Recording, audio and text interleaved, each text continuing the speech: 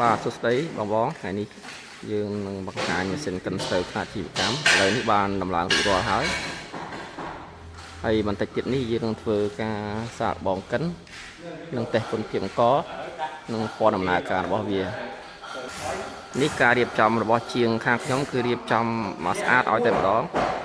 គឺបំពាក់ទៅដោយបំពង់អ៊ីណុកទាំងអស់គឺការធ្វើបែបនេះវាធន់នឹងការប្រើ